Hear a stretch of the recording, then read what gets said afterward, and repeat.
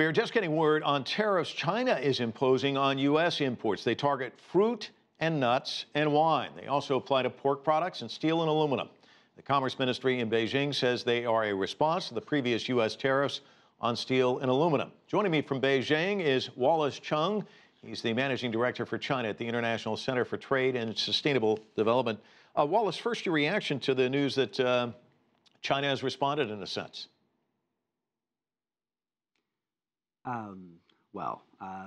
Actually, when I read this memorandum of Donald Trump, I find there are lots of actually wishy-washy things.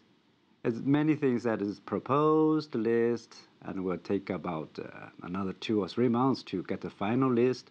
I think it's totally a negotiation tactics. He wants to get what he wants is China to reduce its trade surplus.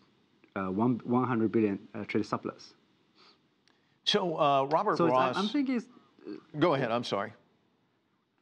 So I think the real trade war may not likely to happen because this is like a world, still open space for negotiation, still have a lot of space for negotiation. Robert Ross is a professor at political science at Boston College. He's quoted as saying this about the U.S. administration. He says, I think we are making policy as if we are still the dominant superpower in the world, but China has become a major power and a major market, and it has the ability to retaliate. So you are saying at this stage you think it's a gambit, but if this does continue, where does it go? Well, as I said, there still some time to go. My personal feeling is that they might come out with a deal between both sides. For the Trump side, he has to do this. He has to do this to meet his domestic to kind of respond to domestic politics. He has this commitment. He has this campaign talks. He needs to do something. But for Chinese side, it is not too difficult. On the one hand, China will propose a list of retaliation. If you do something, we will do something. We don't say this retaliation. We just do something you feel hurt. So give some pressures for domestic dynamics within the U.S. to kind of counterweight this punishment tariff against China. So on the other hand, China still have lots of things to offer in the table to increase imports from U.S. to reduce certain products of export to get the U.S. deficit lower. You were saying it appears that the U.S. president may be just posturing at this point. You said it was kind of wishy-washy. What do you think? That's the public pronouncement. What do you think is going on behind the scenes? It's very interesting when you look at what Chinese response is actually quite calm, quite cool. Saying, well, you do these things, I will do some things. And China seems to understand that the 301 might be the last weapon Trump has. So after 301 finish, so there might be some battles, trade battles with controlled field, but I don't think it's going to be a full-scale trade war.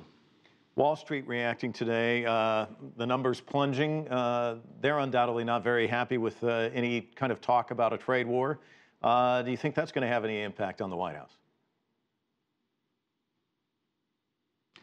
Yeah, I think still it's mainly driven by the domestic politics. The Trump side, he needs to do something, and within the China, the new president, the President Xi also needs to do something. So to show, it's very interesting. You see, Trump is not. He's insisting. He's highlighted that he's not fighting against China. He's fighting against his predecessors, which are incapable. He showed lots of respect to President Xi. This is very interesting when he announcing these tariff plans. So look into your crystal ball. Where are we 5, 6 months from now? You think this is settled? My hunch is that it's going to be settled within the diplomatic relations, with diplomatic discussions. There won't be a big trade war, and it can be controlled. But one positive things of this memorandum is that Trump still put the emphasis on the WTO, will still work with China or raise a case against China within the WTO rules. I think that is positive things, which means he's still engaged. Wallace Cheng joining us. And China, I hope China will continue to engage U.S. In the WTO discussions. That would be an optimistic view, and hopefully you're correct. Wallace Cheng joining us from Beijing live there. Thanks so much.